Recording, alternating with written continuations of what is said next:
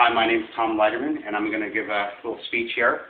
I've got 5 people: Cody, Ryan, Allie, David, and the cameraman. Me. All right, corporal punishment and the education system. If we were to go back into the early days of school, we would find many differences in the manner in which school is conducted. However, there are still many similarities that exist today, and one of these similarities is corporal punishment in our education system. Let me take this opportunity to bring you back to a one-room schoolhouse. I've got a little prop here. There's a little prop right there. You can pass that around. Basically, I'm going to tell you a little story. A wood-burning stove crackling back to life as the headmaster placed another piece of dried oak in its belly in an effort to fight back the chill of the one-room schoolhouse.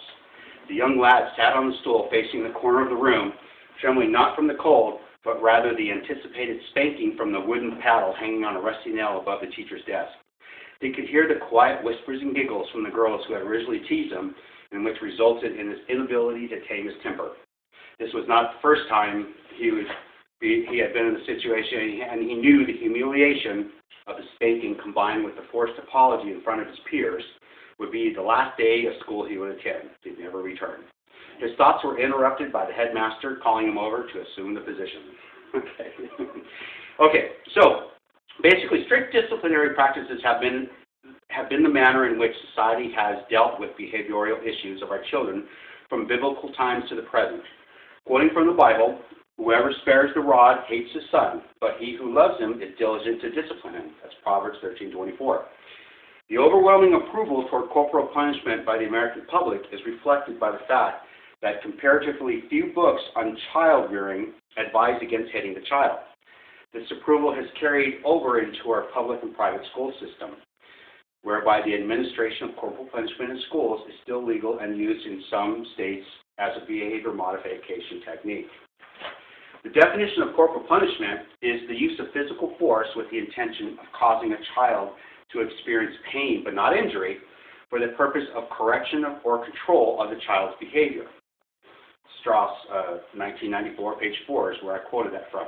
Many people disagree with the current definition whereby it specifies the intentional causing of a child to experience pain, whether it be physical or mental. Until recently, corporal punishment was administered in the classroom or the hallway outside and has evolved to be administered in a more private place, like an office or an empty room, and by adding more supervision as to eliminate any legal concern or any legal concerns in case of a violent administration. The typical manner in which school officials in America administer corporal punishment is almost invariably applied with a wooden paddle to the student's closed posterior. I have a prop here. There's a little paddle. You can pass that around a little. A typical punishment nowadays consists of 2 or 3 strokes, typically referred to as swats or licks, and that's quoted from the World Corporal Punishment Research of 2012. Wooden paddles are available at various specialty stores and online websites consisting of a variety of thickness of materials such as oak, maple, and cherry, for about $40 on up, depending upon the style.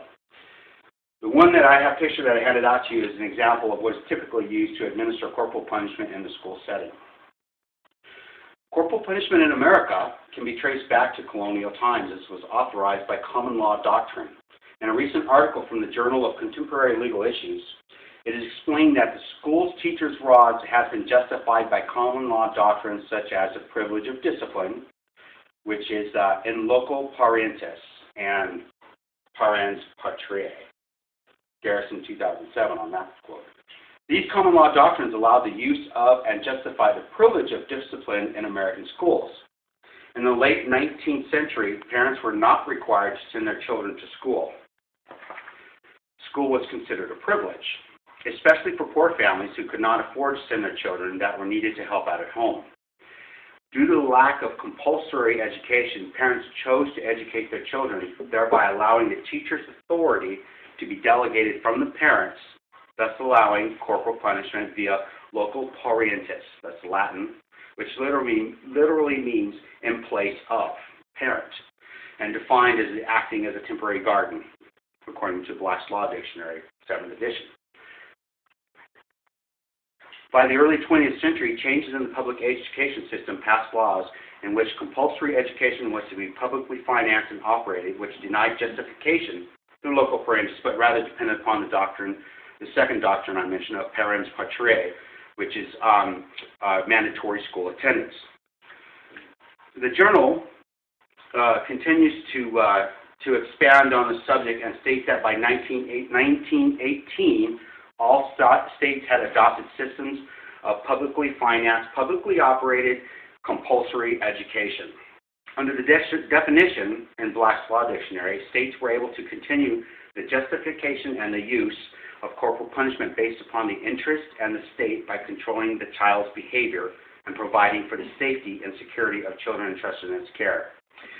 So continuing on, the evolution of corporal punishment slowly changed throughout the 20th century. It is noted in 1903 the gender of teachers in the classroom began to change from male to female. In a letter to the editor of the New York Times back in 1903, the return of corporal punishment was urged by the principal organizations that felt there was a lack of control in the classrooms. An expert from the newspaper, if I may add, said, here at Late, most of our newly graduated female teachers are mere girls, decent and gentle in manner. In a primary class, they are sure to find one or two unwashed rascals, foul-mouthed beyond mention for their years and violently cognizant that the woman who confronts them can inflict no other punishment than a weak threat of expulsion. Unable to bear the continually with these vagabonds, she sends them out to the principal, an act which brings with it a reflection of incompetency. In 1977, corporal punishment in the schools came under attack, citing the 8th Amendment from the Constitution, cruel and unusual punishment. The U.S. Supreme Court in Ingraham v. Wright decided that an examination of the amendment and the decisions of this court confirms that it was designated to protect those convicted of crimes, not our children.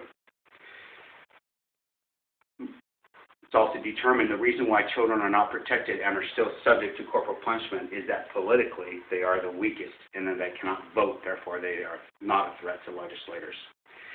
But continuing on, in 2011, New Mexico became the last state to abolish corporal punishment. Also in 2011, laws were created in Texas and North Carolina that restricted its use and that parents had the right to exempt their children from receiving corporal punishment. However, this restriction only applied to the larger school districts. So in conclusion, times have changed since the one-room schoolhouse in that corporal punishment is rarely administered within view of the students. Although corporal punishment has been abolished in 31 states, it is still prevalent in 19 of them, mostly in the South. Statistics do indicate, though, that paddling in our schools is on the decline and has leveled off. Thank you very much, and I appreciate you stopping in. Yeah, and there's Cody and Brian, and David, And me. and Tom.